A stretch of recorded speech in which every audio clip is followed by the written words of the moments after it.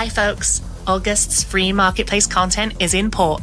If you need a fully stocked pirate ship to set sail to Venice, or take in some beautiful corals as you approach your project's next destination, don't forget to interact and immerse yourself in the museum. Whether you're there for art or a daring heist, this month's content is your oyster. Get them on the Unreal Engine marketplace. While there, dive into August's marketplace sale that features over 1,800 products now 50% off. You'll be sure to find what you need to propel your projects in the direction of your dreams. The discounts end on August 6th at 11:59 p.m. Eastern. In a recent developer interview, we caught up with Starwood Industries, the team of developers with impressive backgrounds coming together to create The Invincible, the first video game adaptation of a book by prolific, influential Polish sci-fi author Stanislaw Lem. Learn about their processes at unrealengine.com/feed. The Voice in the Hollow reimagines the Cain and Abel story as a fantastical African-inspired movie short created by a small team of professionals, blending real-time 3D, 2D elements, and motion capture. Head to the feed and find out how this phenomenal piece was produced in a year and why The Voice in the Hollow is an excellent example of how small teams can do big things with real-time animation tools. Moving over to this week's Community Spotlights. Created by the duo behind Machina Infinitum, experience the stunning complexity of 3D fractals powered by the groundbreaking technology of UE5. Their next-gen plugin, Mecha, extends the boundaries of fractal exploration and would make an excellent tool for game development or any immersive virtual experience. Find out more about Machina Fractals on their website. 3D and real-time virtual production artist Sam Galen's latest project shows the versatility of the engine, their talents, and what is possible with digital fashion. From catwalk designs, the stage itself, and using dynamic DMX-controlled lighting to give parts of the show more panache. Sashay away to their art station for a full breakdown of this narrative digital fashion show concept. The future of architectural visualization is upon us.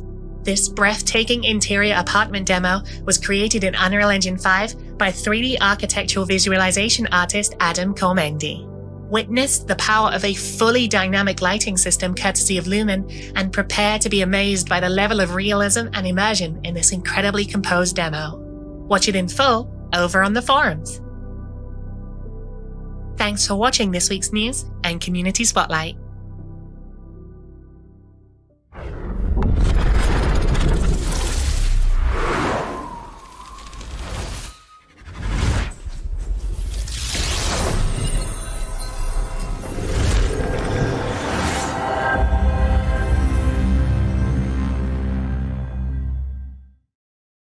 Hello, everyone, and welcome to Inside Unreal, a weekly show where we learn, explore, and celebrate everything Unreal. I am your host, Tina, and today with me I have the incredible developer behind the Rush Hour plugin, Philip Edwards. Philip, would you like to take a second and tell us a little bit about yourself? Sure. So, pardon me. Yeah, I'm Philip. I've been working on Rush Hour for a couple of years now.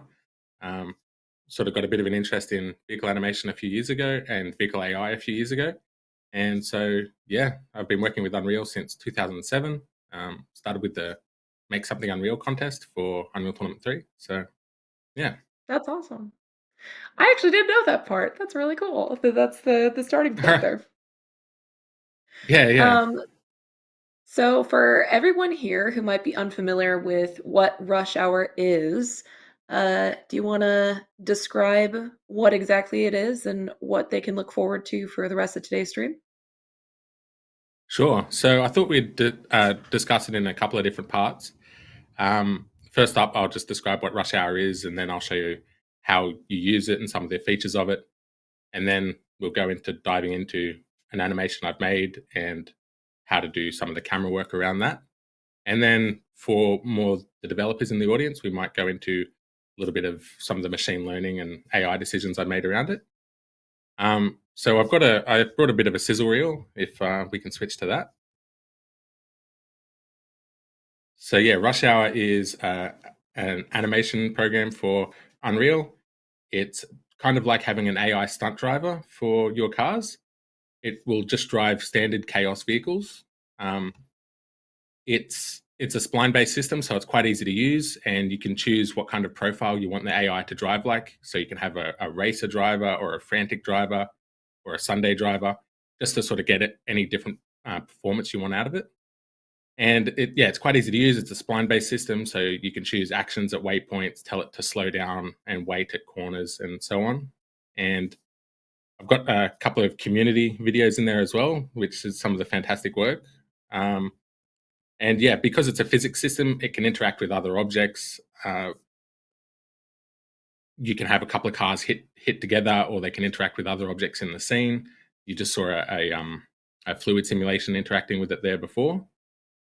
And yeah, it's quite compatible with a lot of different chaos vehicles. It's got a small training program that you can run with it as well. So if you have a new vehicle, you just run this training program. It takes 12 minutes, and it will learn how to drive that car. It just drives it through a bit of a hazard course, works out how the car corners and so on. And because it's just chaos vehicles as well, you can also just drive the vehicles. And if anyone here has set up a chaos vehicle before, it can be quite a complex or quite a daunting task if you've never done it. So it also includes a vehicle importer, which is simple to use add-on on the Blender side, as well as very simple to use importer on the Unreal side. And the Blender add-on just measures like the wheel size and so on. So it configures all of those blueprints on the Unreal side. And with just a little bit of work on the Unreal side too, you've just got to configure a physics asset. You will have a complete chaos vehicle ready to go that you can either drive with a gamepad or with Rush Hour. So it's quite a nice little system I've tried to smooth out a lot of those sort of rough edges, so you can just focus on making an animation rather than getting lost in the weeds of setting up chaos vehicles and rigging up the car and so on. So yeah. Yeah, absolutely. Well, that was gorgeous. I loved literally every single clip included in that. And I could really see what you were talking about of having different types of drivers really showcased very well in that, how each one, it didn't feel like just a copy of the exact same motions and animation just put on a different vehicle. Each one had its own feeling and experience in the environment that it was in. So I'm personally really curious about, before we dive too far in, what the inspiration was behind the creation of this. Yeah, so as I mentioned before, a couple of years ago, I was developed a bit of an interest in vehicle AI. If we can switch to my screen real quick, I've got a small video.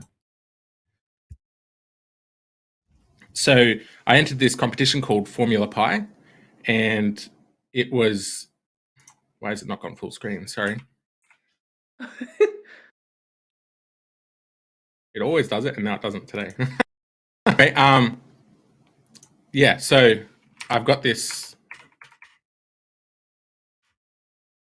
Yeah. So yeah, this is a video from my run of a Formula Pi competition.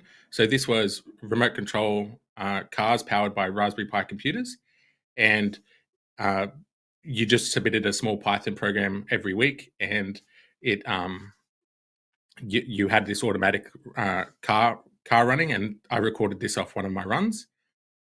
And it was a really cool competition, and it really helped me learn some of the Sorry to interrupt AI you. techniques. Sorry, yeah. Sorry, super quick, Philip. We're actually not able to see the video real quick, so I just want to make sure we can pull that up and see Gotcha. what you're talking about there. Let's try that again. Sorry. No worries.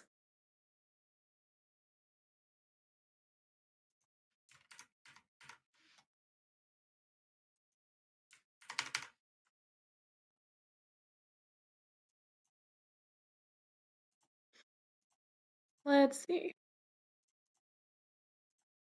This is the nature of live. It's always we run everything in You a get it all prep tested. beforehand, and it's perfect. Do you see that now? See. Um.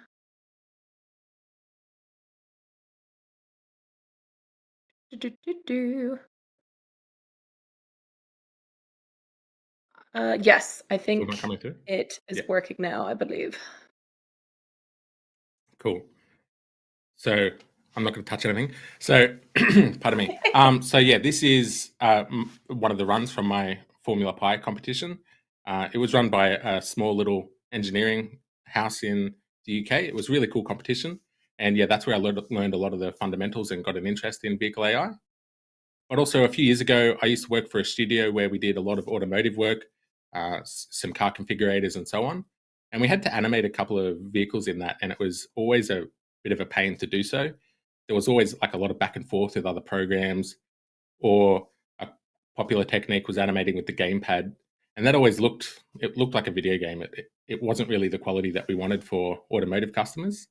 So yeah, the ideas sort of merged, and that's where Rush Hour was born from. And yeah, I think it's come together quite well.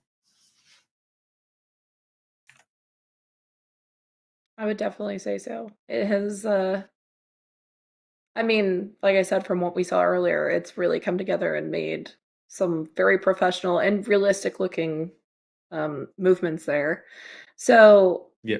I would really love to kind of dive into the project itself if you have that ready, or whatever the next step is. After you have a drink, of course. It's gonna be a lot of talking. So yeah, just got to keep the liquids up. That's all. So yeah, I've got it on screen now. If we can switch to that. Yep, So you got it pulled up. I've just got a bit of a demo scene here. This is just the standard level from the vehicle template. Don't worry, we'll be going into a much more interesting level in a minute. But yeah, I'll just walk you through some of the basic features on this. So I'll show you how to just create a vehicle straight up. What you do is you just come up to here and go add, all classes, type in vehicle, and drag one of these vehicle animation paths into your scene. And as I said, it's a spline-based system, so we can just start dragging this spline out. I don't know if you saw, but one of the Unreal evangelists, Chris Murphy, just put up a cool video about Unreal Engine 5.3, where it's got this new spline drawing mode. So I'm interested to try that with Rush Hour. But yeah, so you just drag out this little spline, and then down on the details for the vehicle actor, we come down on the right and choose what kind of vehicle we want it to be. So in vehicle type, it comes with a couple of vehicles. So I'm just going to choose one of the standard ones, which is just a sedan. And if we hit play, that'll work now. And you can see it just spawns the vehicle. It'll drive to the corner. It'll slow down. You can see that the brake lights will come on. Let me start that again. Camera work. So yeah, the brake lights come on the vehicle. And yeah, so it will just start driving your car as you want. But as I said, it's got a few different driving profiles. So in that same section, I've got it on precision driver at the moment. But if we change that to racer, we'll see that it will accelerate a little bit harder and it will corner a little bit faster. So it still plays it relatively safe by default, but you've got this profile strength as well. So if I dial that right up, it might start to slide out a little bit.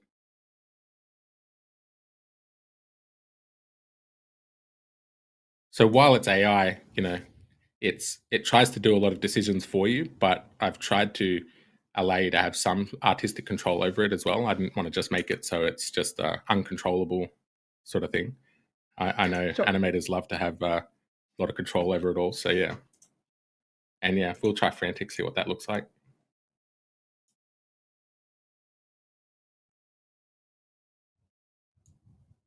Yeah, so that's really interesting.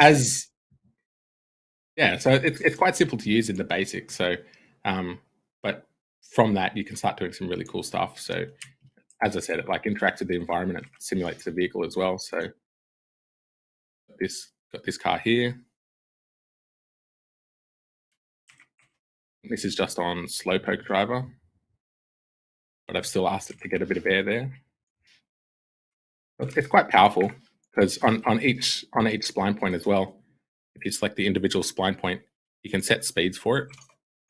So while it will automatically make decisions to slow down for corners, you can still directed at each individual point. Sort of slow right down for these bumps now, or it should. Live demos alike. Yeah, so it goes over those bumps a lot slower. Doesn't get quite as much air because it hasn't sped up for that.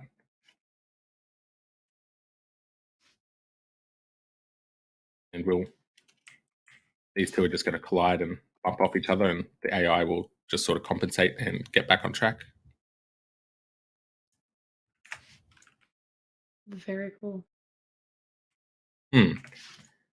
So here's you would have seen one of the videos in the sizzle reel where there was a bit of a handbrake turn. You can set that up like this. You just have this like little, actually I think I've got a delay there. Let me turn off the delay. Yeah, so you just set up this little notch in the track, and yeah, the car will just spin and change gear and then drive on. And as you change the profile strength, you can get it to be more or less over the top with it. Whoop, there's a little physics glitch there.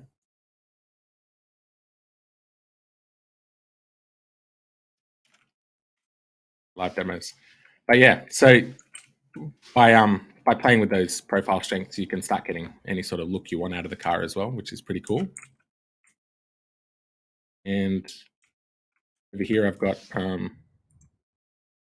another different example. So a lot of people like to drive things with semi-trailers, or they want to configure the vehicle. They don't want to just spawn the vehicle. So you can actually place a vehicle in the level, pardon me, set all sorts of parameters on it. So here I've asked the vehicle to spawn the trailer. And as opposed to just spawning the vehicle, you can actually have the path adopt the vehicle. So if you select the path, it's got a vehicle type which you can spawn, or it's got this vehicle to adopt, which you can just pick out of the level. So yeah, if you want to change paint on your car or set up any properties on your car, yeah, you can just do that and place it in the level as normal. It doesn't have any object avoidance, but that's by design. If the AI was trying to do too much, if you're trying to orchestrate a crash scene and it tries to avoid collisions, that's not exactly what you want. So you can still get it to crash and so on. So if I press play, you'll see this guy crash into the wall, and then he'll back up.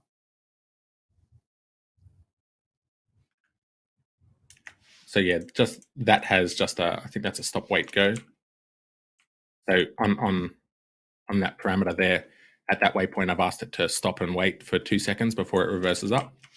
So yeah, you've got a fair bit of control in the system. I'm always trying to add more. So, but even at the moment, I think you can create some pretty interesting animations. So yeah. Yeah, definitely. There's a couple questions in chat that I am also very curious about the answer for. And we saw a little bit of it in that section there where the splines are intersecting and the cars hit each other and then go back onto their respective paths. But what happens if it really severely derails? Like if it falls off a cliff and can't exactly get right back to the road, would it keep trying to get back to its original spline path? It will. So there's a few things. If it like runs into something, like if there's a rock in the path and it hits the rock, it's not going to navigate around the rock. It is really meant to be a directed controlled thing. So if it goes wildly off course, you'd stop it, adjust your path, adjust your parameters, and get it back on. But if it slides out and it hasn't hit anything and it can get back to the track, it will. So yeah, it really depends. An example, I'll make this path really fast, and we'll make it quite frantic, and we'll see it. This will probably just spin out.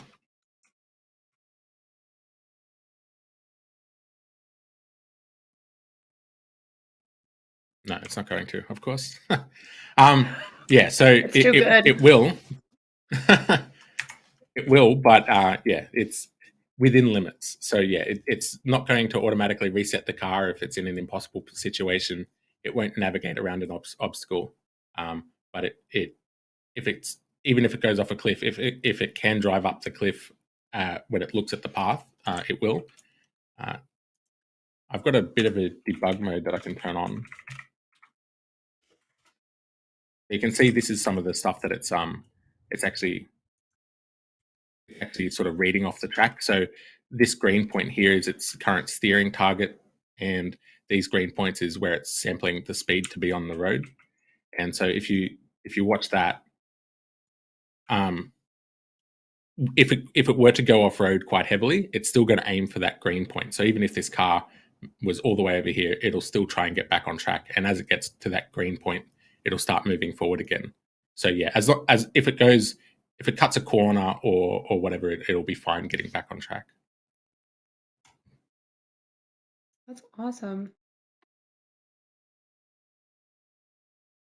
Just catching up a little bit There was on the chat here super quick. Sorry, I have one more question to throw at you if you don't mind, and then I would love to dive into, because I think you have a couple other interesting demos that you wanted to dive into as well.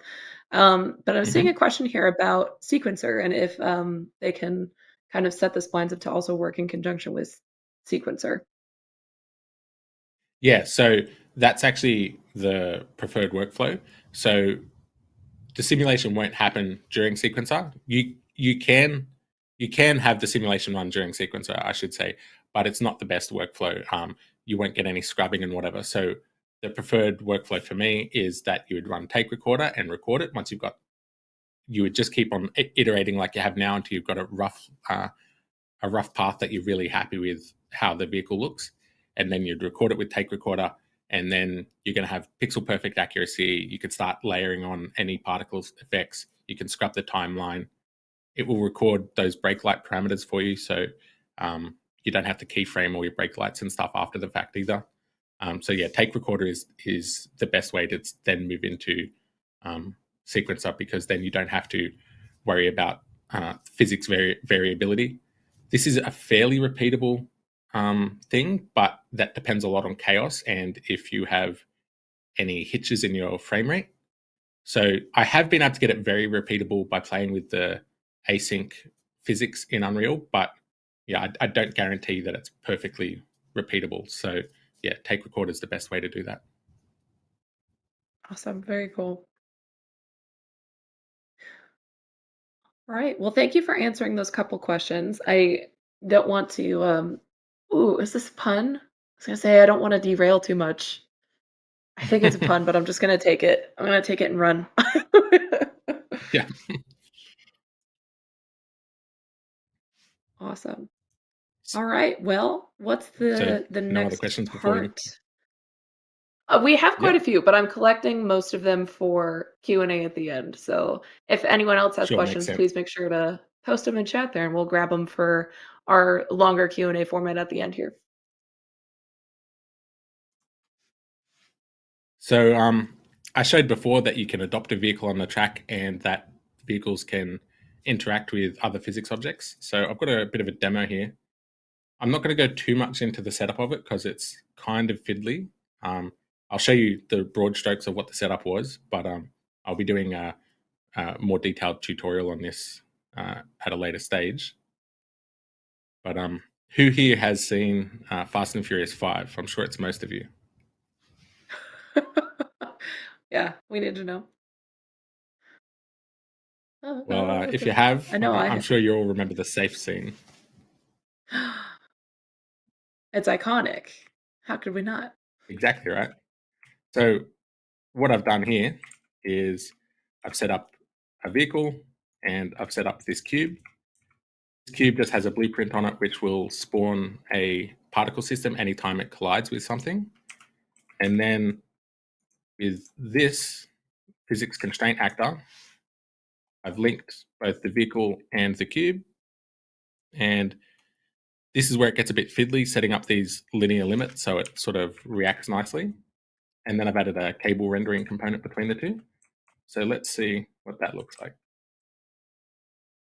As I said, it's not perfectly repeatable, so we might have to hit play a few times to get the exact run we want. And that's where take recorder would come in really well as well. Mm. I don't know. I feel like debug I'm a little bit of visualization. a chaos gremlin, and I like the idea of it being a little different every time. Yeah, right. That's also a good thing to have. But yeah, sometimes when you're just trying to, you can see, yeah, the safe drags the car out, and the car will get back on track. It'll cope with that. It usually does a nice little power slide up in this corner up here. It's just when chaos has its way, it can be difficult to orchestrate cameras around it. So yeah, that's still why I do prefer using take recorder. But on the same token, there's nothing wrong with taking several shots with take recorder. Actually, that was one thing I wanted to cover. I noticed with a lot of other methods for animating vehicles, my computer is struggling with all the streaming. Yeah, so I notice it's tempting to just sort of make the cars go super fast around corners or beyond physical limits, just to try and get that sense of speed and momentum. Let's see how this goes. Whereas with this, you can't really do that because it is a physical simulated system, so you can't just make the car behave super unrealistically. So I would recommend people try and approach animations a little bit more as if you were filming on location for a car.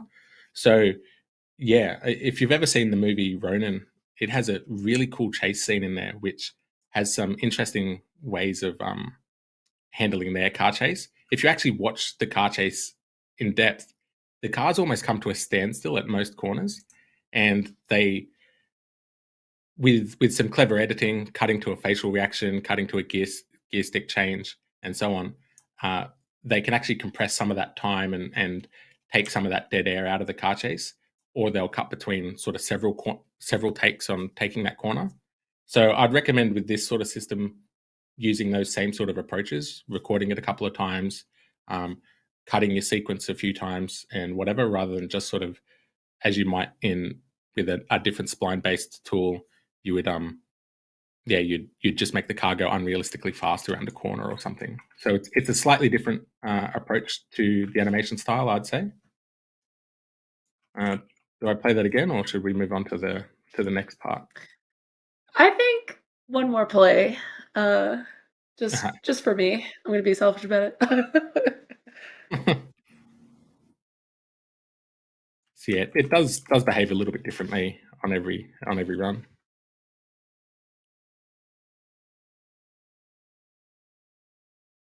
Oh, I just love it. It's so much fun.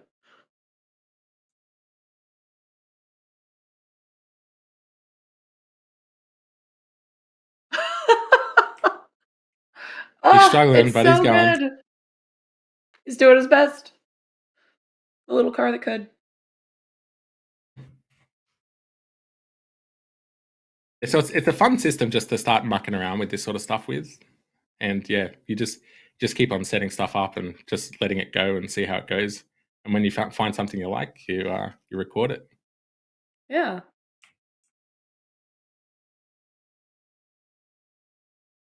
I feel like Yeah, with that my was a fun demo to limited work on. yeah, I imagine. I feel like with my limited experience with animation in particular, I think having a couple instances of almost tiny accidents or things you weren't originally estimating or planning for with the movement can actually really add an extra level of realism and really give some life to what you're making. So that's why I'm really enjoying the fact that it is a little bit different every time you play it. Yeah, yeah, and yeah, you're right. It's those little accidents, or yeah, there's almost a human element to to being imperfect there. Yeah. As I said, you can, if you are interested in trying to get it more and more accurate, you can go into your project settings, and I think it's under physics. Um,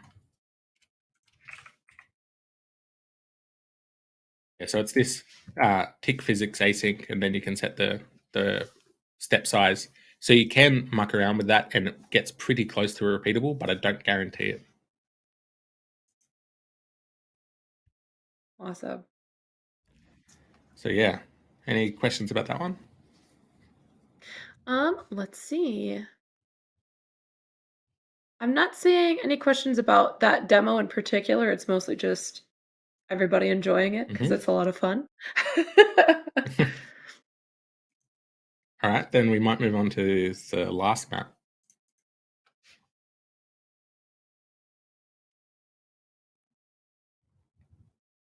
Ah, yes. The thumbnail for those of you Yes. who were brought in by that. So yeah, let me turn off that. One frustrating part about this map is that whenever you click somewhere, it selects all those fire embers. So yeah, this map. Oh wait, there we go. Yeah, so this map, I've set up a few different things with it. I wanted to show. I've shown a few different animations in this environment before, but it's just because it's a fun environment to work in. So I might show you one of the previous animations.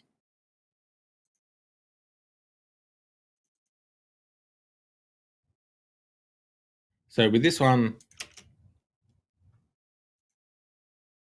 there's quite a lot of movement to it.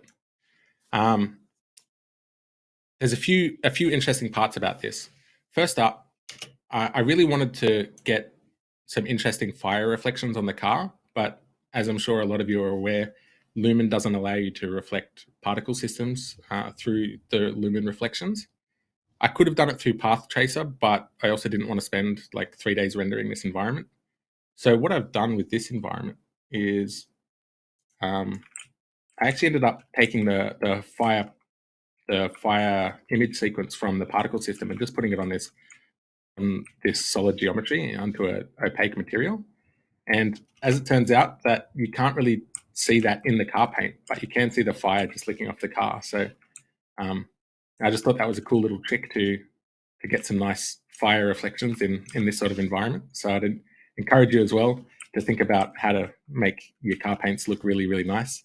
There's the Epic Automotive material pack, which has some really good looking car materials. And yeah, combining that with Lumen and tricks like that people will never see, you can really make your car look amazing in the environment.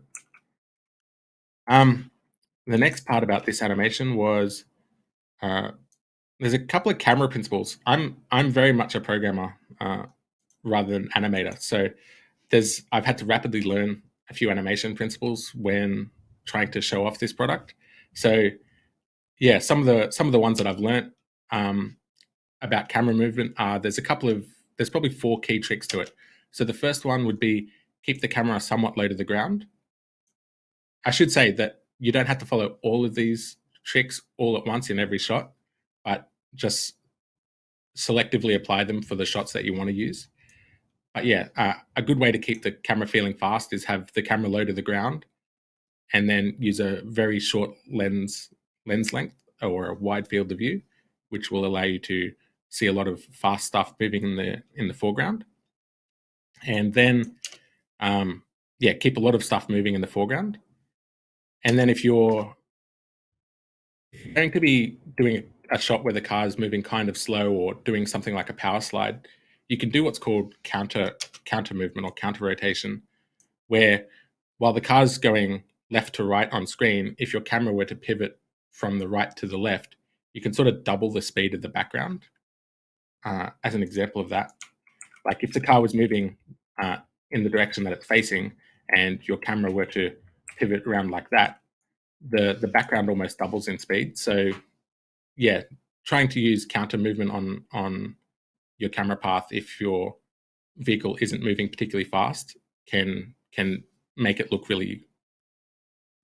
like it has a lot more a lot more momentum to it. So yeah, really think about those sort of techniques when trying to animate it, because it's a physically simulated car, you can't just move it faster along the spline because it'll just slide off.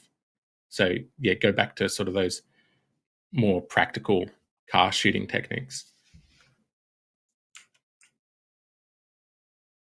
And then another thing I wanted to show off in here, I wanted to show off the take recorder side of things with this as well.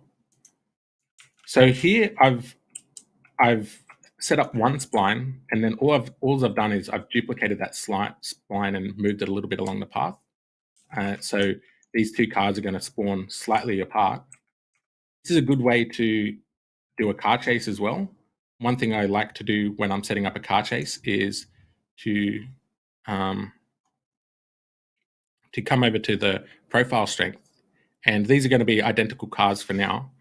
But yeah, I've made this profile strength 1.5 on the front car, and on the rear it's 1.4. So not only do their spline points are slightly offset, so they're going to have some natural variability anyway, but one of the cars is going to push harder into the corners. So the cars are going to look like they're behaving quite differently. So if we play that now.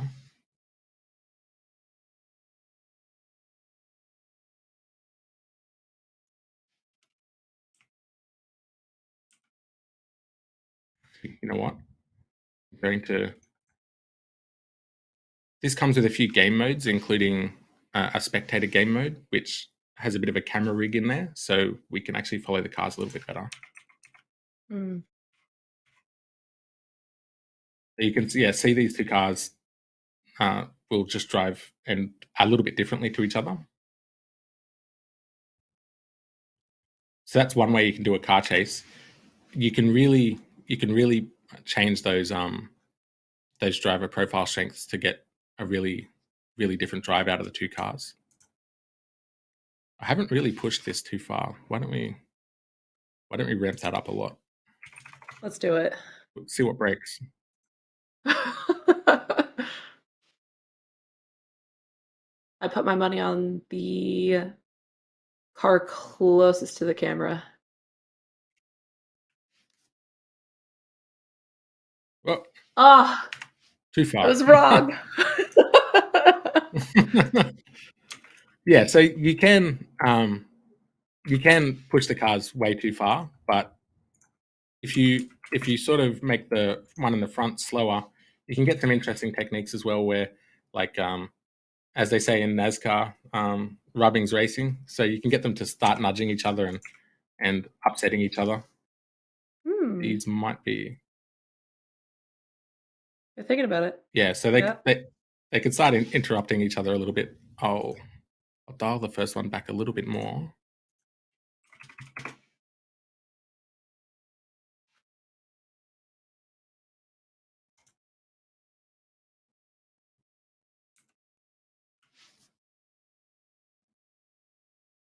So yeah, I do find it's helpful to record the two cars at once, because you will get those interactions where if you record the two cars independently, they're both going to be sort of unstoppable forces. So when Sequencer animates them, they're not going to interact at all.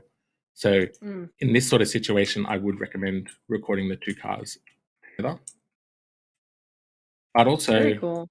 There's nothing to stop you using the front car as a bit of a camera car either. You don't actually have to show off the front car in any way. If we reset these, what I'm going to do is I'm just going to record this with Take Recorder.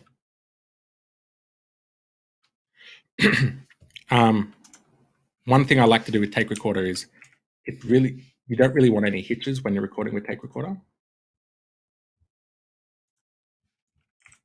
So I turn my scalability right down, and then just play and pause the scene real quick.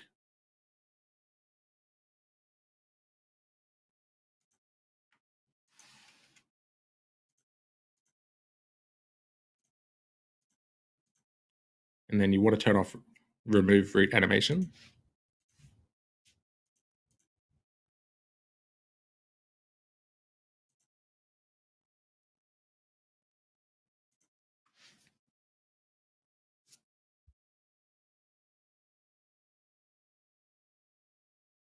Such a cool camera angle.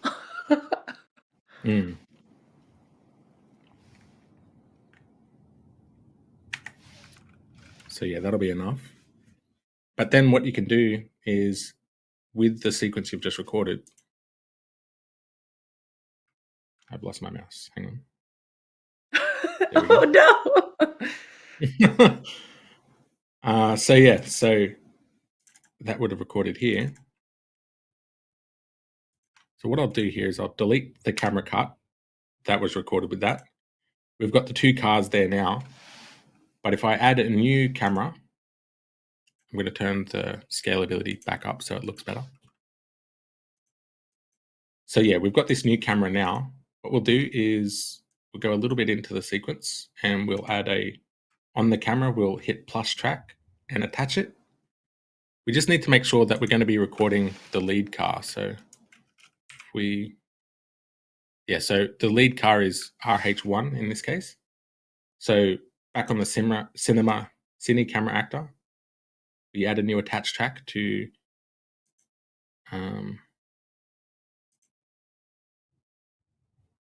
the RH1 car. We'll attach to the vehicle mesh, and we won't attach it to any part of any bone. We'll just attach it to the mesh itself.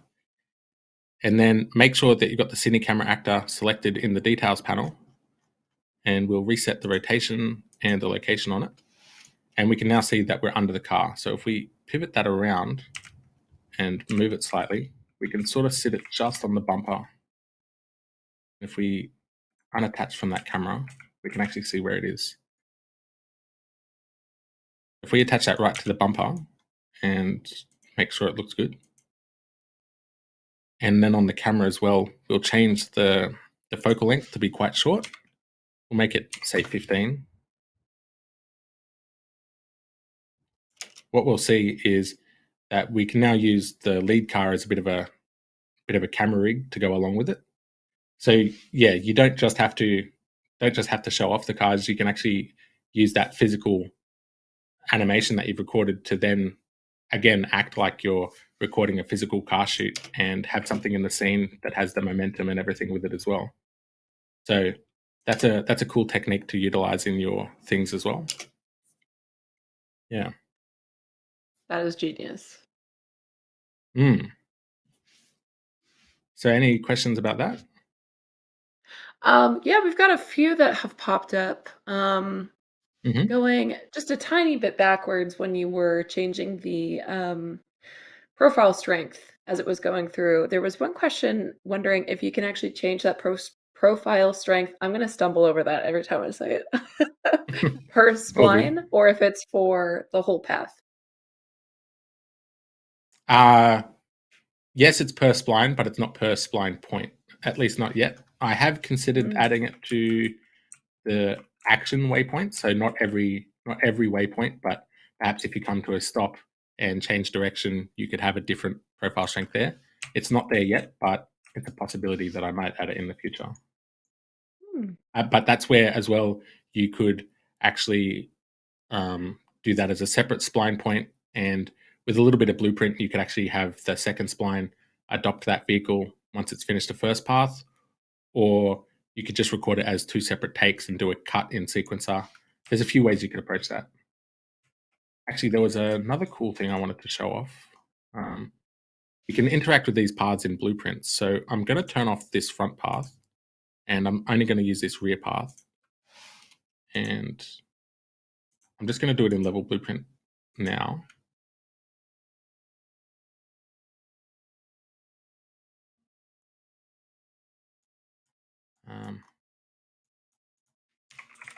Make a custom event for the spawn car.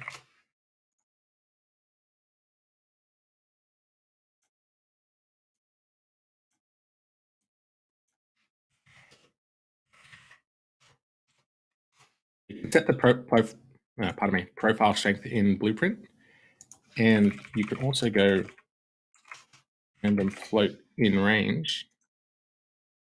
So we can say each car that spawns will spawn with a different profile strength. And then we can say start car.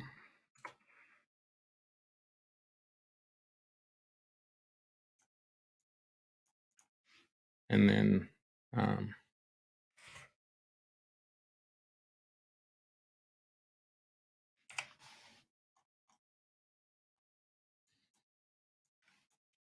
Man, I did this just the other day.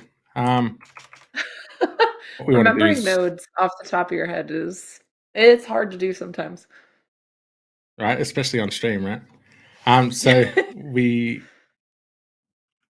is it set timer? Yeah, set timer by event. There we go.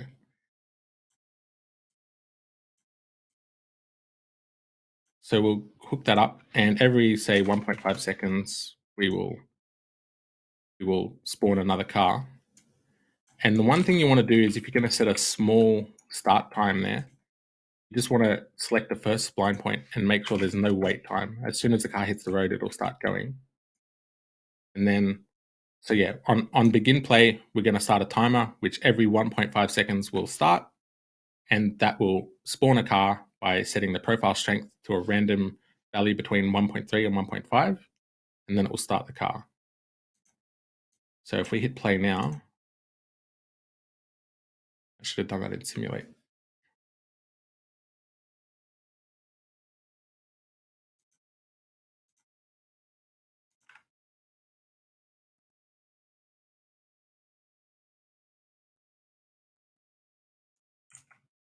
Oh, too fast. Make that every 2 seconds. Oh, that's what that was. I didn't. Yeah, you should also turn off auto start. So otherwise, you've got the spawn car event firing at the same time as the path is starting itself.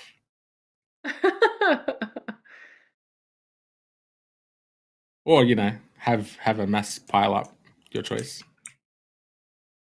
But yeah, you can do a bit of a convoy system, or just again, they don't do any object avoidance, so it's not exactly traffic, but you could fake a little bit of traffic with this.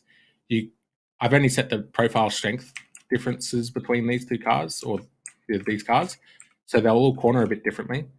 But you could also have a list of cars and cycle out which car you wanna spawn. I'm going to include a blueprint like that with the next version, but for now, yeah, because it's got a bit of a blueprint API, you can do all of that as well. That's very cool. Mm.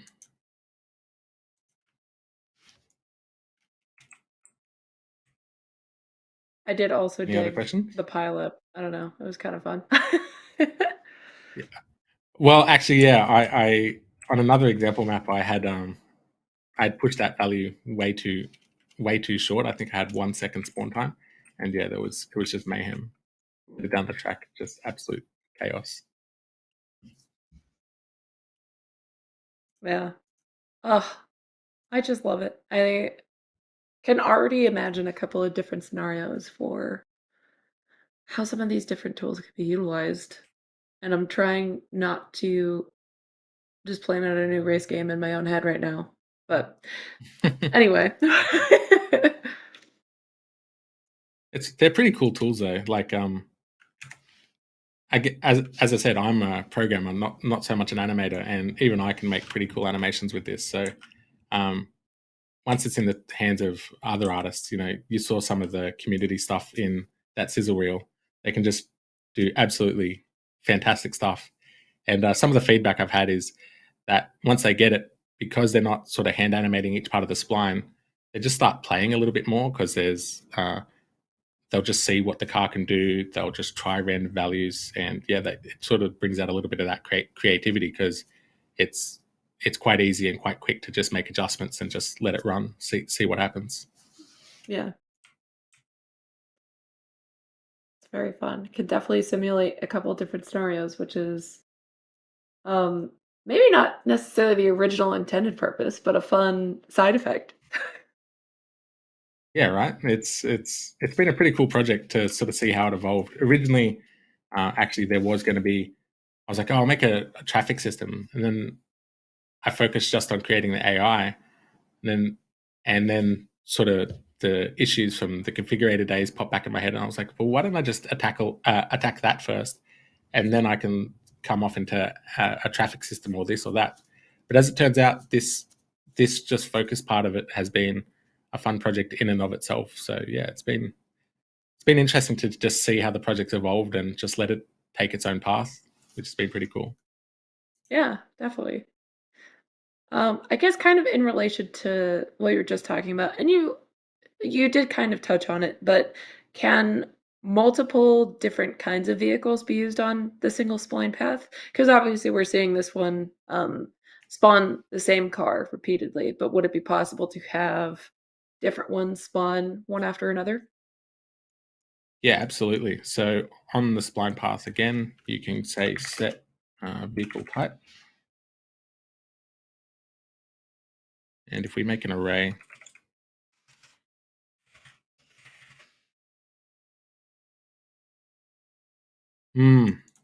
what type is it? It's pawn.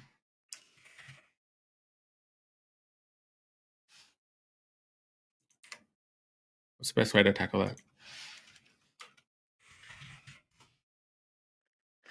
I'm just gonna make you develop for us live chat here.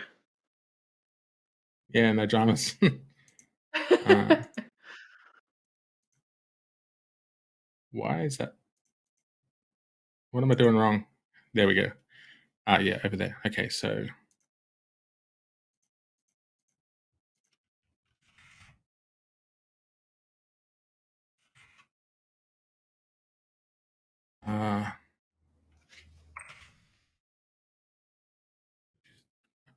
the class reference.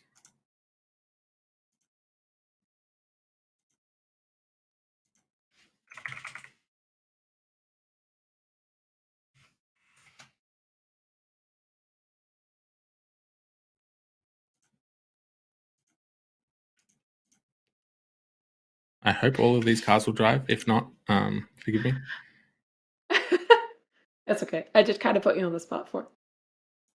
No, all good.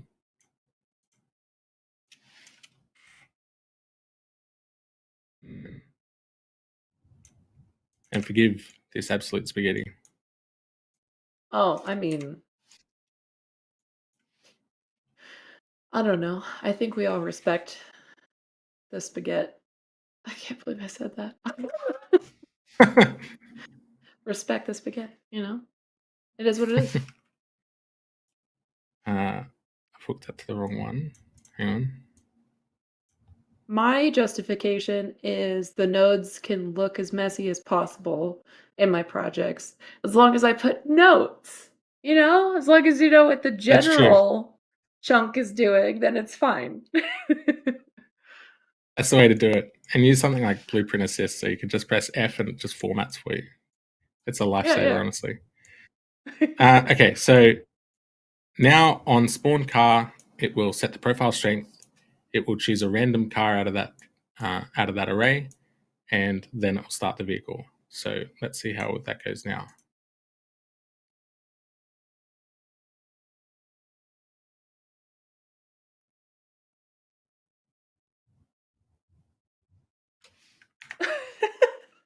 Hmm. Did I not compile that?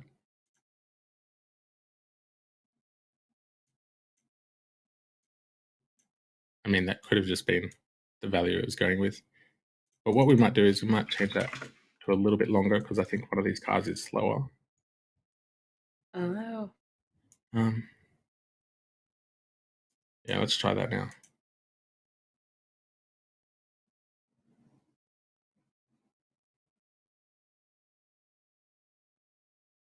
Yeah, there we go. There we are. Just forgive the random compiling shaders. Oh, you know what's happening? Oh no, there we go. Okay, yeah, it's working. So that's actually the Audi car from the vehicle configurator sample. Oh. I just exported all those meshes out and ran it through the Blender toolkit and imported them. So that's a nice vehicle with like 5 million triangles just driving casually, and a couple of them too. Because the vehicle toolkit can import them as nanite as well. They're quite cheap to render, or relatively cheap to render. Yeah, very cool. There So was a yeah, you question can. earlier. Yep. Oh, sorry. Go ahead. Finish your thought. I was going to say, yeah, just you can change the vehicle with the blueprint. Very cool. I I did see a question earlier speaking about the Blender toolkit.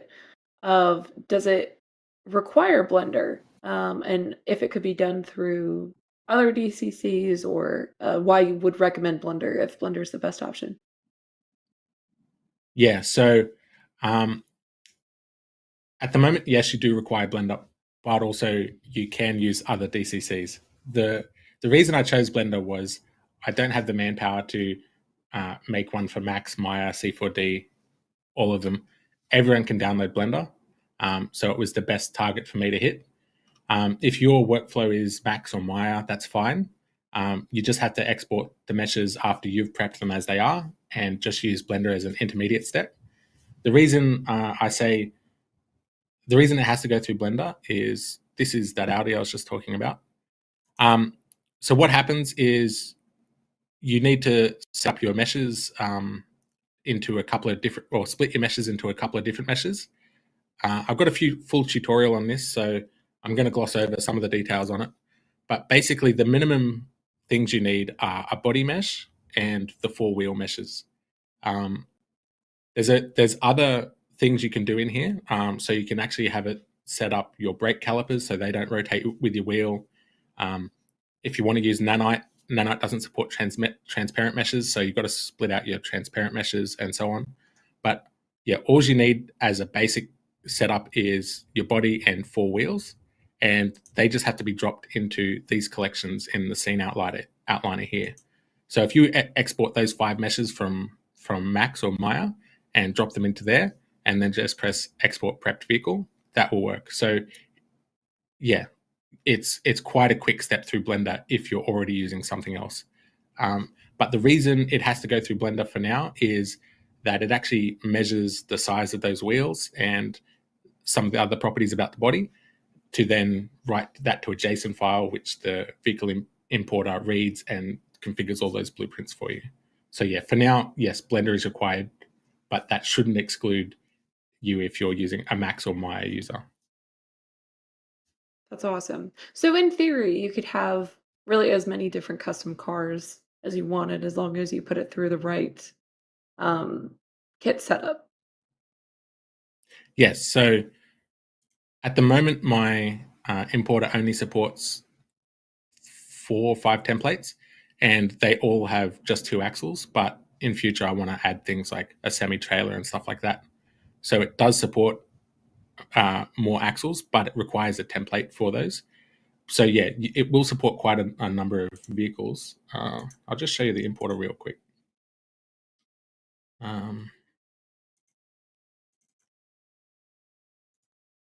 So it's just this editor utility widget, and when you run that, you get a bunch of options here. The yellow ones are experimental, so be careful with those. But you just choose whether you want it to import materials or not. It will always search for materials that already exist in your project first. So if your materials are named the same as the automotive materials from Epic, for instance, it will just assign those anyway. But if it doesn't find any materials in your scene or in your project, it will just create placeholders for you. You can choose whether to use nanite or not, and then you just choose the vehicle type that most closely matches what you have. So 4x4 is useful for like dune buggies and that sort of stuff. Or yeah, your different types of sedan, all-wheel drive, four-wheel drive, front-wheel drive, sorry. So yeah, it's quite a simple process. This will set up all the blueprints for you. The only thing it can't do is the physics asset, but that's literally about 30 seconds work. And yeah, it'll be drivable straight after that. But for the AI to drive it properly, you need to run it through a training course, which is this one. So you just press load training environment and it will load a new map for you.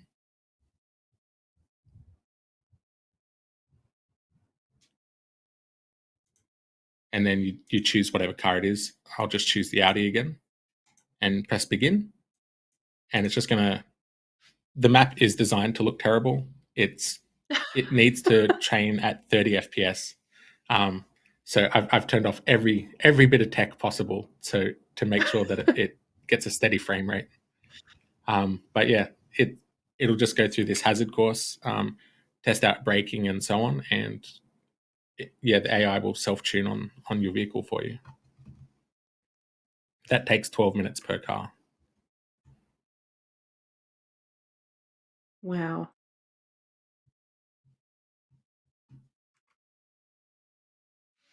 So yeah, I mean, realistically, as long as it falls within the same suspension systems, you can have some pretty realistic end results for pretty much any cars that fall under that category.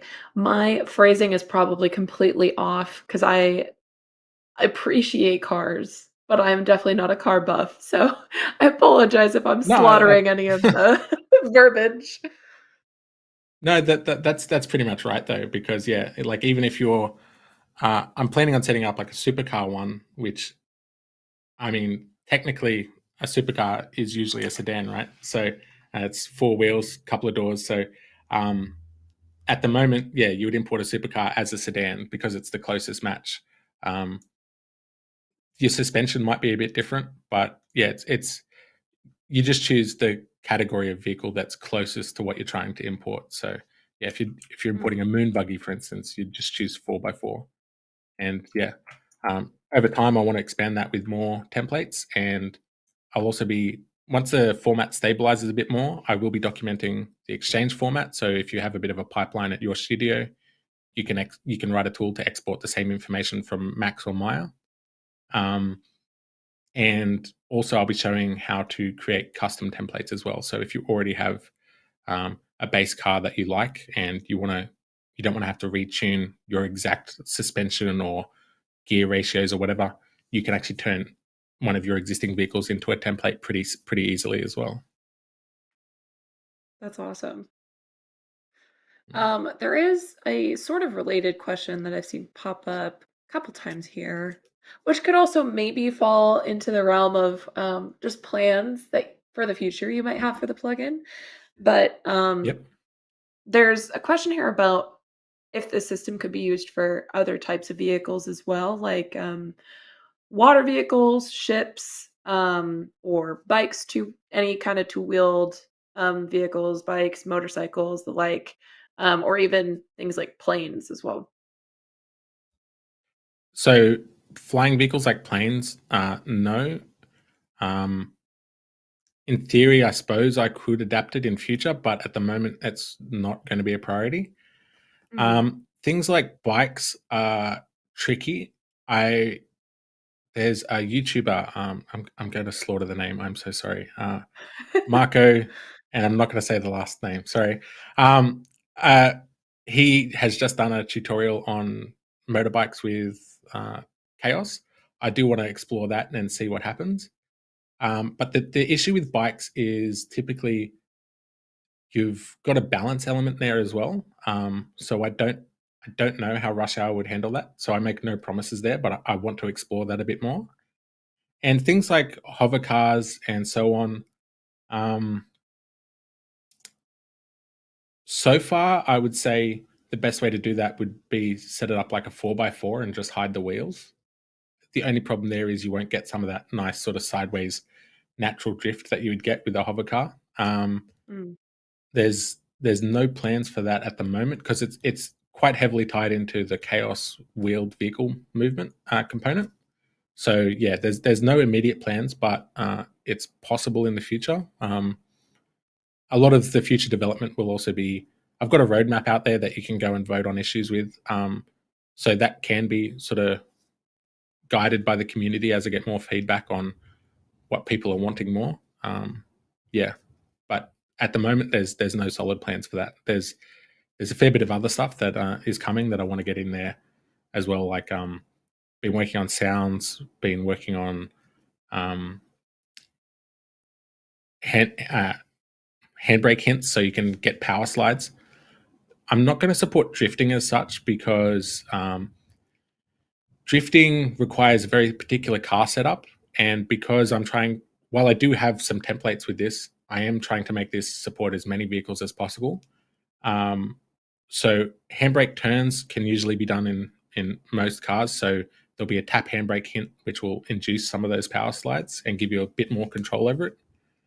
But for drifting, along with this importer, I'm exploring how to make a control rig that goes with that. So by using the importer, you would have then three methods of animation. drive it yourself, drive it with AI, or animate it with control rig, because there's I don't think this completely replaces all types of animation. There's still going to be stylized animation. There's still going to be hero moves that you want exact control over. So this is, at the moment, this is a tool in your toolbox. And once control rig's in there, I'm hoping this becomes a good chunk of your toolbox, because just by importing your car straight away, you've got 3 options to animate with. Yeah. Well, those are all very exciting prospects for things to look out for in the future. I mean, there's already so much that's possible, so really it's looking to form out into a pretty comprehensive vehicle animation tool, really. Um, Yeah, exactly. I I am curious about some of the tech that's behind Rush Hour specifically and how it's kind of pushing it forward. I know one thing that we've mentioned a few times is the AI, and I was wondering if hmm you wouldn't mind kind of expanding on that a little bit and how AI is utilized in the plugin and helps kind of push it forward. Yeah, for sure. So sorry, we're going to go to a bit of a slideshow now. Let's hope this doesn't break it again. All right, I think can you you might still be see on the the screen? other I think you might be on the other screen. So we're Uh, seeing yep, like okay. the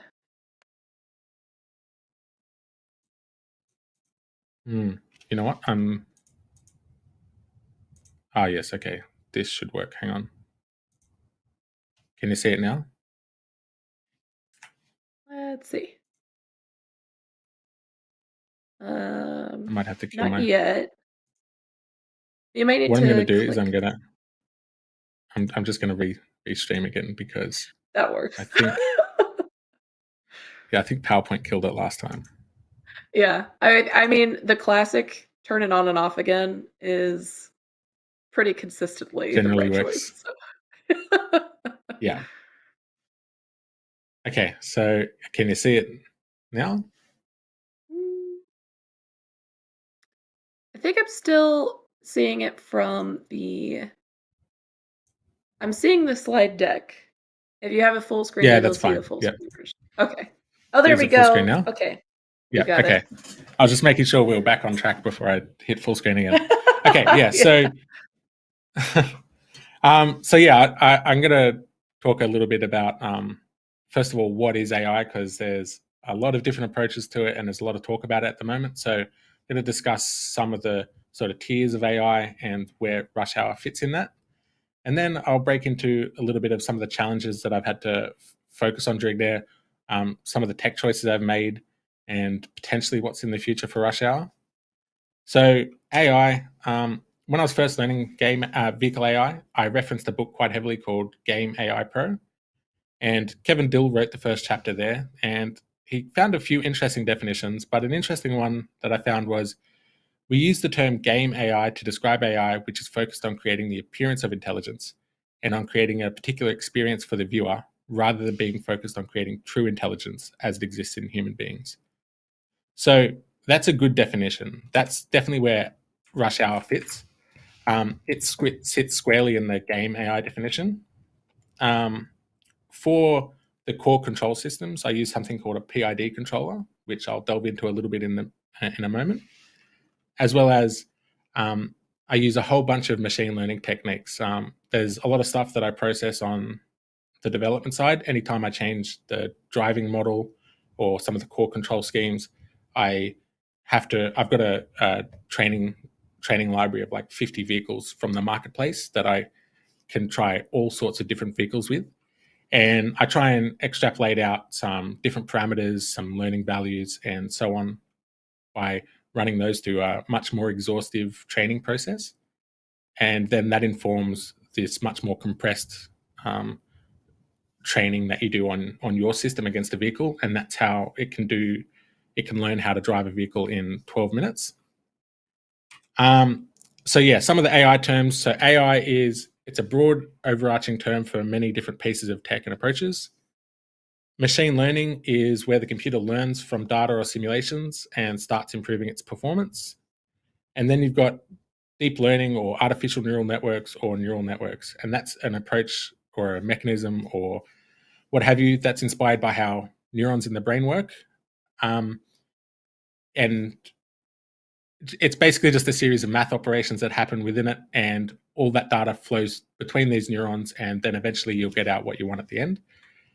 I opted not to go with that approach.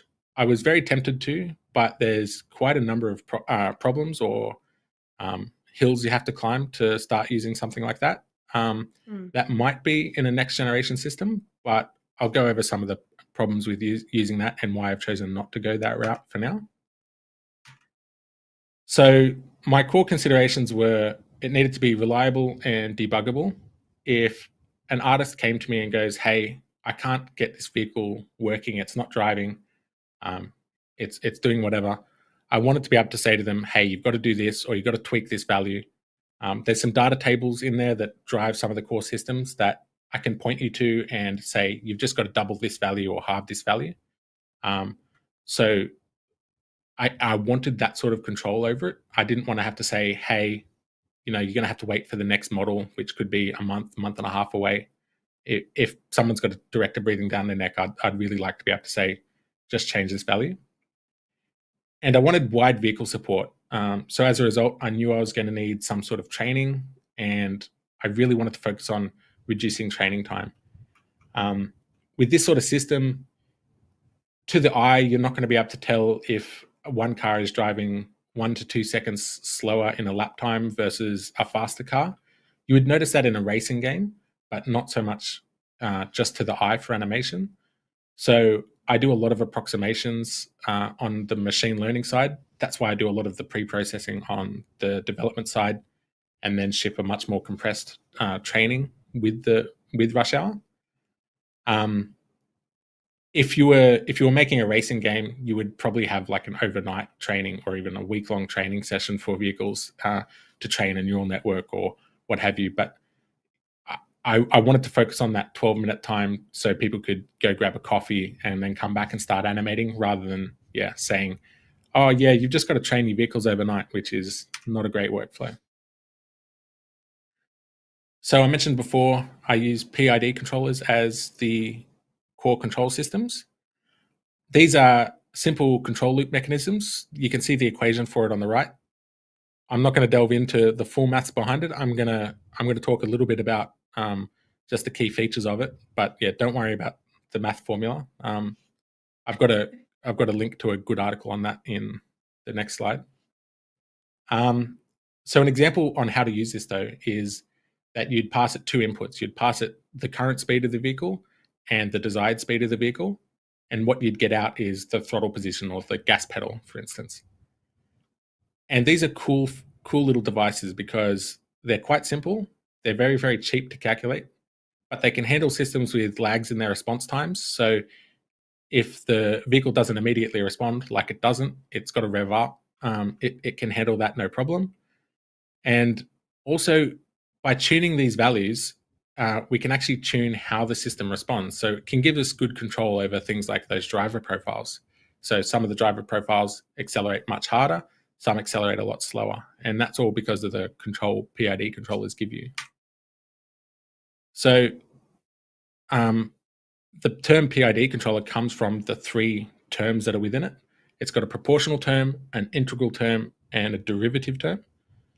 Now, what they do is the proportional term will make your car get to speed close enough, but it's not going to sit at a steady speed. It's going to accelerate up, accelerate down, accelerate up, accelerate down. So it's not going to quite perfectly sit at the speed, and it will probably not quite hit the speed. So if you want to hit 80 kilometers an hour, it's probably going to hit 70 or 75 kilometers an hour. And if you're going uphill, it's going to sit even lower. And that's where the integral term comes in. What that does is it integrates error over time. So it will bring up that average speed up towards the desired speed. And the problem with that is it's also going to increase that oscillation that I was talking about. So it'll accelerate and then slow down, accelerate and then slow down. And that's what the derivative term does. It will monitor the error between the current speed and the desired speed and how that changes over time. And it's going to dampen the whole system's response, and it will smooth that out. So it will start responding. It will start doing exactly what you want. So those three terms all have to work together, and that's what a lot of the machine learning that Rush Hour does is about tuning. If you're interested in PID controllers, Brett Beauregard has an excellent article on them. He talks about what the simple PID controller is, as well as a few changes and modifications you can do to it, which fix up some of the artifacts that PID controllers can have. That's an excellent article there. So why didn't I go with a neural network? I'm just going to have a drink of water. How dare you? Be hydrated. So why not a neural network? They're a bit of a closed box. When something's going wrong, it's difficult to know why. The typical solution for it is just to throw more data at it, which means have it drive more cars, drive them for longer on different roads. So there's no other real way to do it. You can change the inputs or the features to the neural network, which is things like you might throw in the current position in relation to the track, the current speed, the mass of the vehicle, the spring rate on the suspension, and just keep feeding the neural network more information. The problem there is that if you feed it information that the neural network won't benefit from, it can almost confuse the neural network. More data is not necessarily helpful. It's just more stuff it has to learn against, and then it can just become noise. So it's a bit experimental, and I wouldn't even say it's an art. It's really like you've got to try some of the values and then try it without those values and see what works. So it's quite a difficult process to choose what to feed your neural network as well. And the training is difficult. As I mentioned before, it takes a long time to train.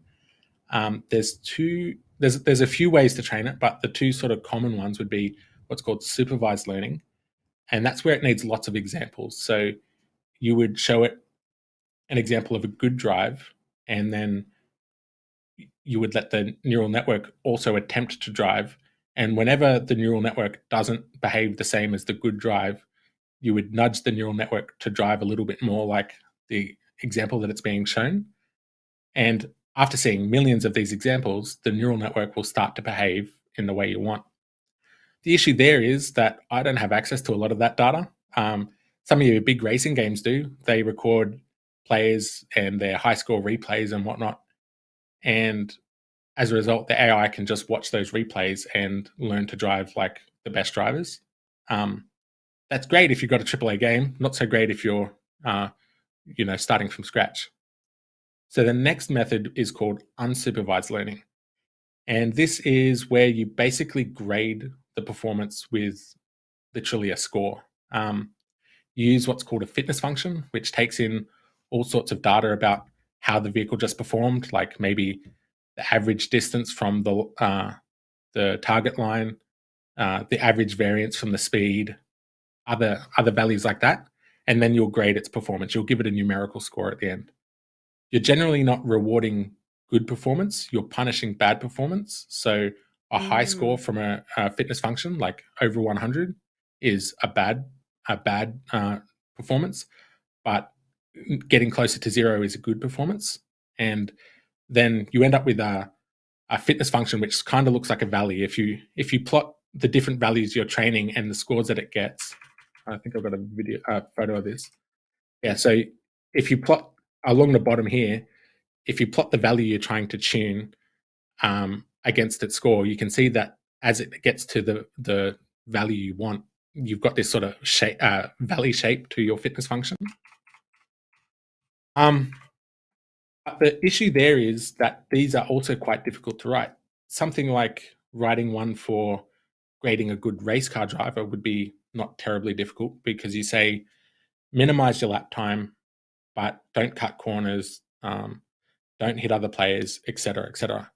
That's pretty obvious to do. But if you want to do something like a Sunday driver, it's not immediately obvious how you would write a fitness function. Like, how do you tell it to like drive average? Like, it's not an easy thing to translate into code, right? So the only option for me to go the neural network route was to basically build the system as I've got now, because now I could go the supervised learning route because I've got something that drives um, as I want for the different profiles. And maybe, I'm not guaranteeing anything, but maybe in the future I can start exploring a neural network.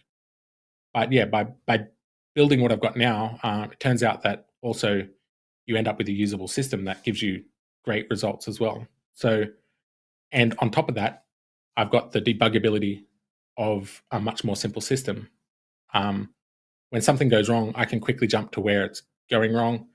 I can point people to a data table to change a value when things aren't working.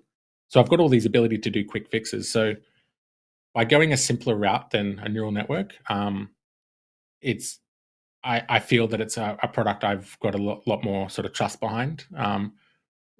I, as an engineer, I'm much more tempted to go like the neural network route. They're a lot of fun to play with, but in terms of a supportable product, I'm much happier with the system as it is now.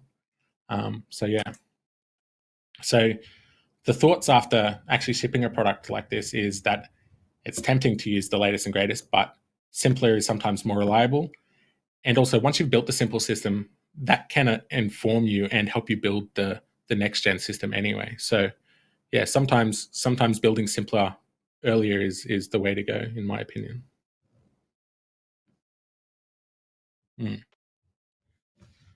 Think that's most of my thoughts on AI.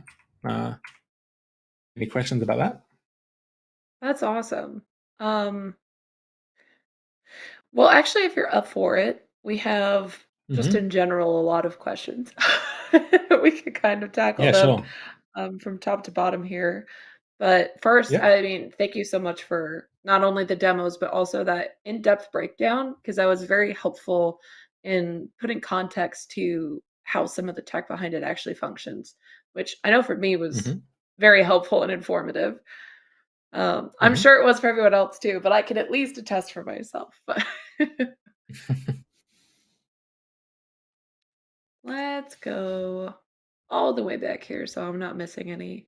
The first question that we got was actually just how long did this take you to develop? But I know it's still a living project in a sense where you're still working on it and adding to it, but in general, from hmm maybe just original conception to the state it's in now, about how long do you think that took?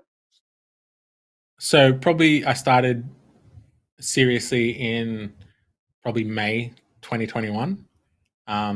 It took a few iterations. Like originally, I was thinking to do a traffic system and whatnot, but yeah, it's taken the majority of that 2 years because I had it like driving quite early on, but I spent a long time trying to get the different profiles working as well and getting those tuned in. That's still an ongoing process. I'm still tuning those every release, but a huge part of it as well was reliably training vehicles. That was actually quite a challenging thing to do.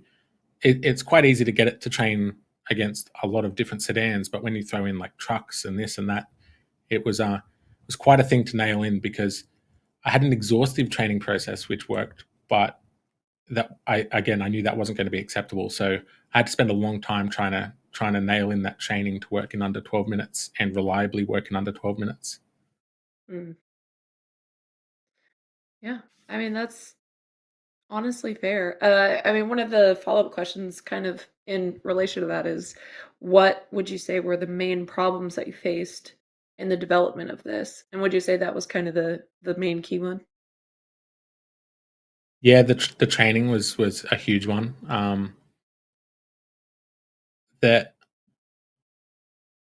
those fitness functions that I spoke about, I still ultimately had to write a good chunk of those, and a lot of that is a bit of experimentation. It's part art, part science. It's you just got to keep trying stuff out, trying new methods of like almost stats analysis, stuff like that. It's that was a huge chunk of where a lot of the iteration time went, and just dialing that in. Um, a bit different, I suppose, to the development of the system, but a personal challenge on this project was actually learning how to show off the project better. I'm actually a bit embarrassed to show off the early versions of the videos I did with it, not because the system wasn't particularly good at the time. It was just I didn't know how to do the camera work. I didn't know how to make a good, interesting car animation. And so having to learn a lot of that camera work and movement techniques was a big learning curve for me. But it does, as a little bit of a shilling for the product here, it does goes to show you, though, that even someone like me who's a programmer can still do interesting car animations with a tool like this without having to go too into the weeds of the technicals of animation. You have to, the camera work is something you have to know, but yeah, you don't have to worry about, mucking around with a rig or trying to build momentum into your animation. A lot of it's just focused on the camera work, so you can focus on I suppose the creative side rather than the technical side a bit more. Right. I mean, you were basically having to teach yourself a whole other section of the industry, just so you Exactly. could Like that's a have career in those itself, videos. right? So Yeah, yeah. So definitely. Would you say having that experience has helped um, with the development of the actual tool? Because now that you have that experience and perspective, did any of that bring up like, oh, this would actually be a lot easier if I then changed this part of it for when I wanted to show a- off this particular profile? absolutely. Actually, I would say a key milestone in the project was actually about a year in. I was like, okay, I'm just fiddling with values now. I don't know what I'm doing. I need to. I set myself a goal of I need to get in the next month. I need to get these features across the line, and then I'm not going to open the code for like a month. I'm just going to do videos with it. And from there, I both started learning how to use the camera a little bit more, but also I just wrote down quality of life features. Like I'm just approaching it from a user now. What do I wish I had as an option? What do I wish I could just quickly tweak a value on? And so that then gave me the next sort of 3 months of development, and I was able to put those together. And also, I did that checkpoint twice. The first time I did it, and I was like, okay, these are the next key features I need for the essentially the minimum viable product. And then I released, or I didn't release, but I made that beta one, and that's when I applied for my mega grant. And then while the mega grant was in there, I then did another couple of weeks just doing animation, and then that informed the next two betas and the final release of the product. So yeah, just trying to put myself in just the shoes of the user and just trying to learn the animation side was a key part of the product development, because it's tempting as a developer to just keep on focusing on values and whatever, but I was essentially spinning my wheels by just trying to learn the other side of it. Was very helpful to guide what actually needed to be done rather than what was interesting as a developer. Hmm. Yeah. It really gives kind of extra perspective, I think, to what you're making, adds Exactly. reason and thought behind the process.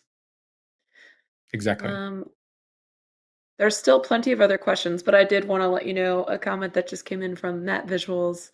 He said, "Man, I'm so grateful there are developers like you that do these plugins that just make our lives so much easier." So a really big thank you. Cool. I'm glad to sort of build tools like this, because even as a developer, it's fun to work on this sort of stuff as well. And actually, as I said, working on that uh, vehicle configurator and stuff, I was kind of shocked that it was still so difficult to animate vehicles, because we were working in a game engine. There's particle systems. There's a physics simulation. Like, why was it so hard to use that to animate vehicles? So, Mm, yeah, it seemed like a huge gap in the market. So that's where it came from. yeah. Um, Next question we've got here is, what is the performance per active vehicle? Performance cost per active vehicle, excuse me. You will run into performance from the physics simulation well before you run into a performance issue from the AI. I don't Mm. have an exact figure on the milliseconds per AI tick, but the AI also only ticks 15 times a second. Those PID controllers work best with sort of a fixed time step. So the best way to do that was to not tick every frame, tick every couple of frames. So yeah, the AI shouldn't pose any problems in regards to performance. The physics simulation will tank your game performance before the AI does. Awesome. What kind of parameters oh wait, no. We already answered that question earlier. I forgot to strike through. Oh no. The next one. Do traditional navigation blockers work to stop vehicles, or would you need specific collision volumes? And I'm assuming with that they mean trying to think of traditional navigational blockers, actually. Yeah, so it doesn't use a nav mesh or anything. It won't try and avoid a blocker like that. You would need to place to have the car interact with it. It would need to be something with collision, and even then, the car's just going to plow straight into it because I assume as an animator, you've drawn the line where you want the car to go. Mm.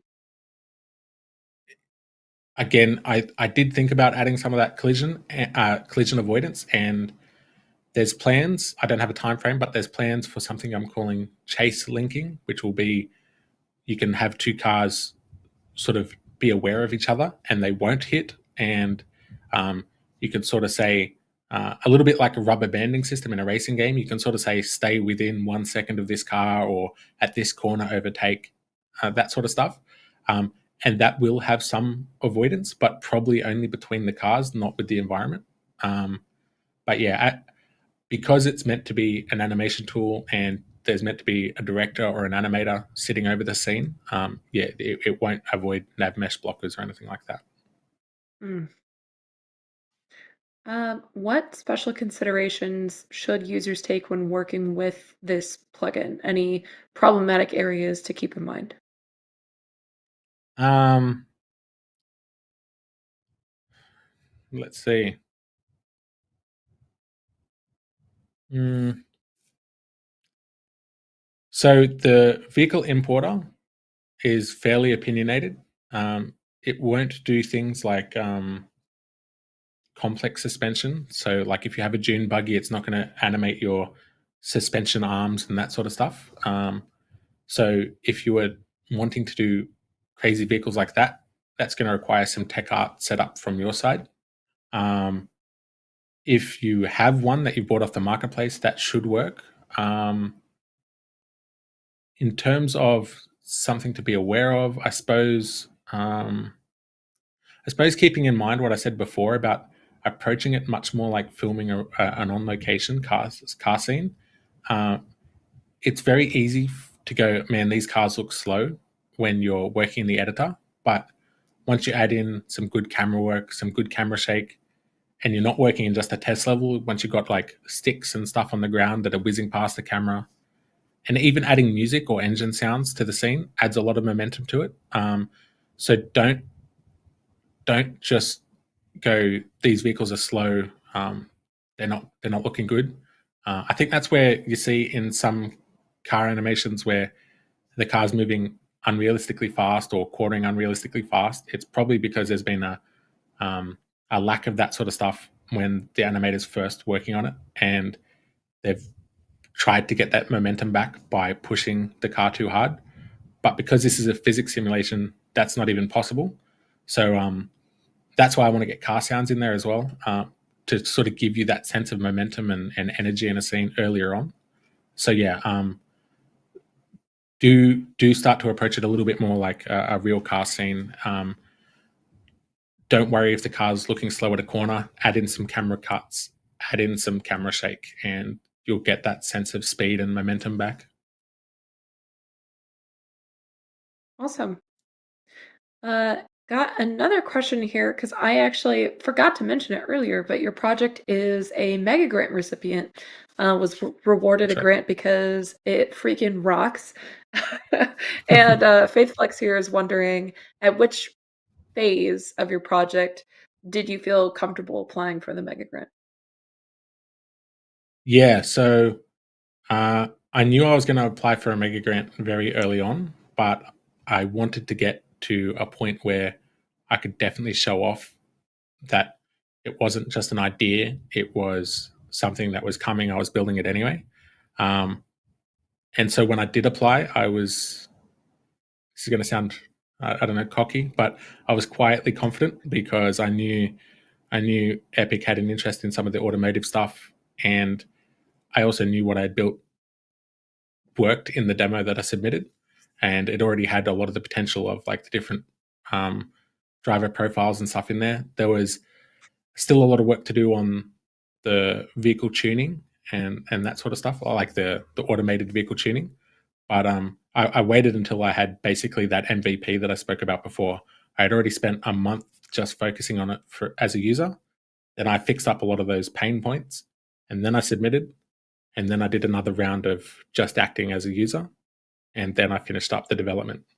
And so as a result, during the mega grant process, I was also able to submit, I think, one or two more versions of it, which I don't know if this helped or not. I assumed it did, but by being able to send more builds throughout the mega grant process, they were able to see that um, it was still moving along and there was still good progress being made.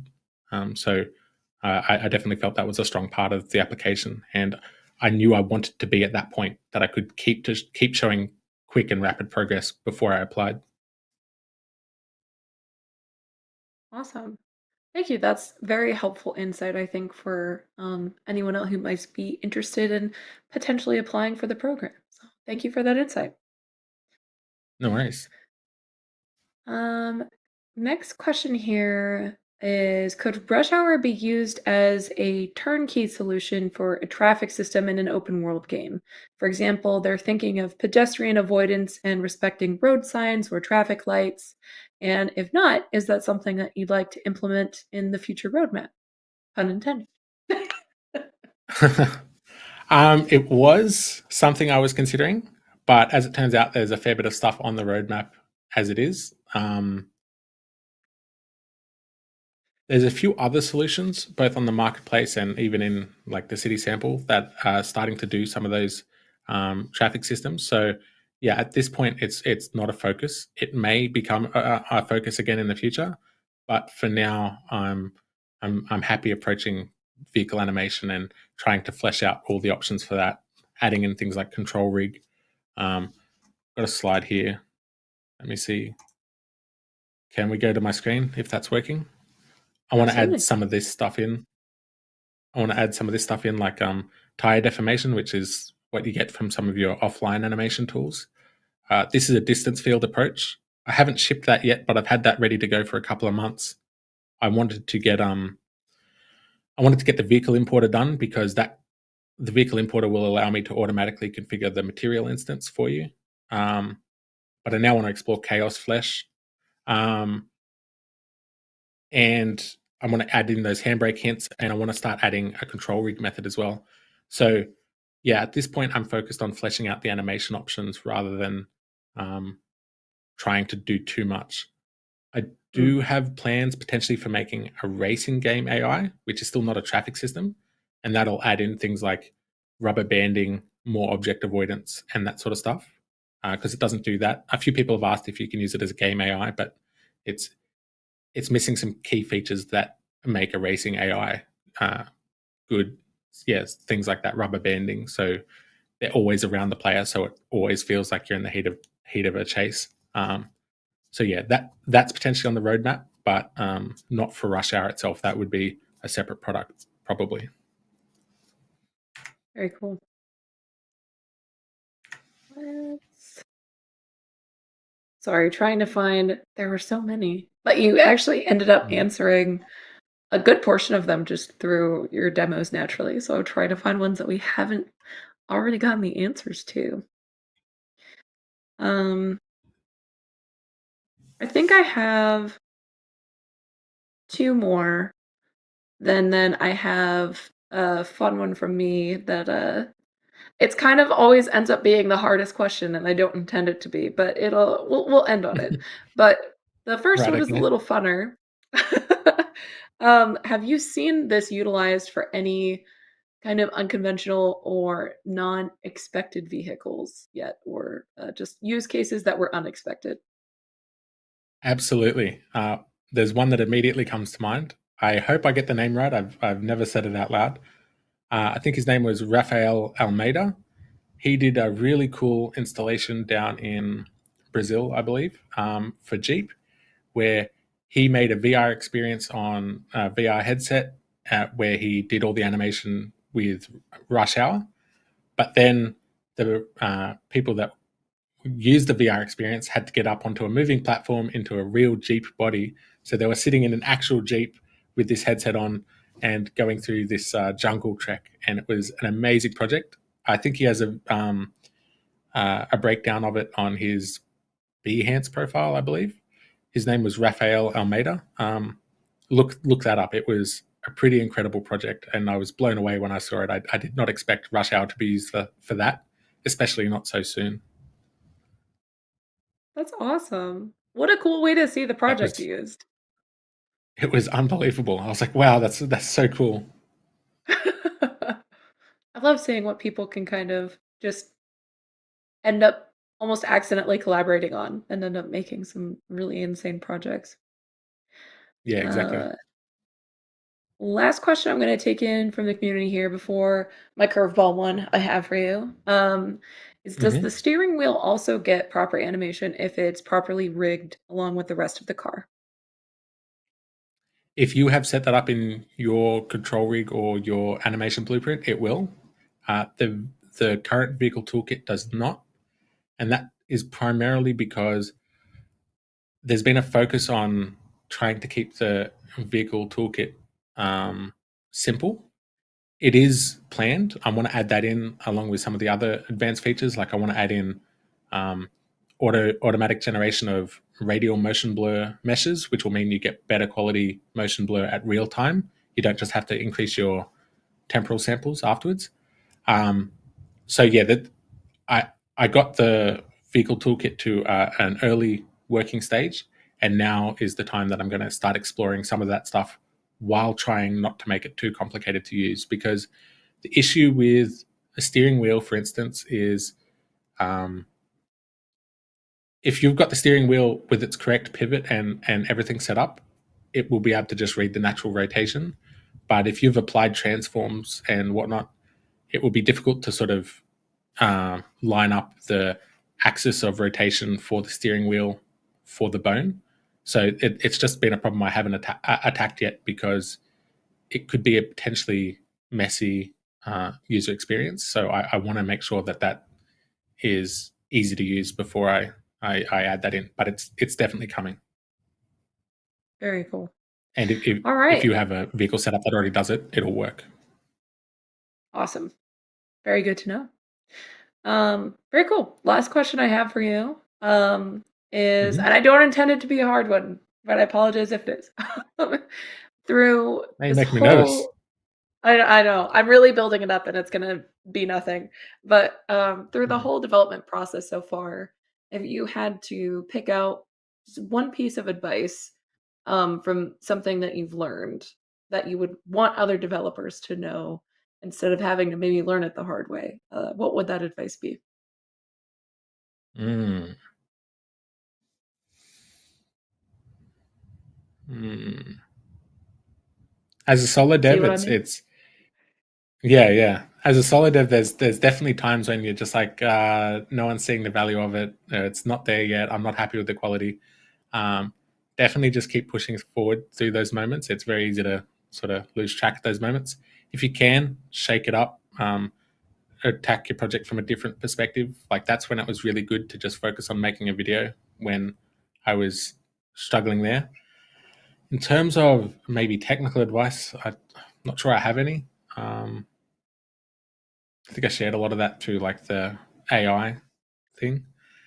Um, yeah, I'm not sure to be honest. Um, uh, as a technical person, it can be easy to focus on the technical challenges and the next thing you want to solve or whatever. But keeping the user's perspective in mind is extremely important. And that's where those 2 times when I just decided to make videos and not allow myself to open the code editor was a really, really helpful experience. Definitely do something like that where it makes sense for your project. Awesome. Definitely. I think both of those are fantastic piece of advice, and can really help push projects in a better direction. So thank you so much for that insight. And then No also, worries. well, lastly, just thank you in general for being on the show. I don't know if anybody peeped the time in the bottom corner when you were screen sharing, but it is very, very early for you. So I appreciate you Yeah. taking the time to be on here. Thank you so much for having me. It's been great being able to share my project and some of the cool stuff that I've learned through it. So yeah, it's been great. Yeah. So for anyone who might be interested in the Rush Hour plugin, where can they find it? Yeah, so it's just available on the Unreal Engine Marketplace at the moment. Uh, if you're watching this later, it might not be on sale, but at the moment it's currently on sale. So definitely check it out. Yeah, Very cool. All right. So yeah, one last big thank you for coming on at this ridiculous hour of the morning. Appreciate you being here. And thank you thank you so much for everyone who having me. came to watch. Of course, it's such a pleasure. This was such a great project. And yeah, thank you everyone who came and watched the show. It wouldn't be what it is without you and your interaction. I appreciate you taking the time, stepping away from Baldur's Gate 3 to be here today. And we'll see you all next week for next week's episode of Inside Unreal, as well as we have an episode of UELFG next Friday as well. So come hang out then. In the meantime, if you missed any other part of the stream, don't worry. We post all of our streams in video format that can be viewed on demand on both our Twitch and YouTube channel. You can keep up with all of our news at Unreal Engine on all of our social media. And if you're not already, come join our forums, join our community website where we have tutorials. There's all kinds of conversations where you can ask questions that might be related to your development. So let's just meet other developers and hang out and have a good time. It's a good time there. So if you haven't joined already, give it a gander. It's a good one. But yeah, with that, we'll see all the rest of y'all later. And one last big thank you to Philip for being on. And yeah, Thanks for watching. bye everyone.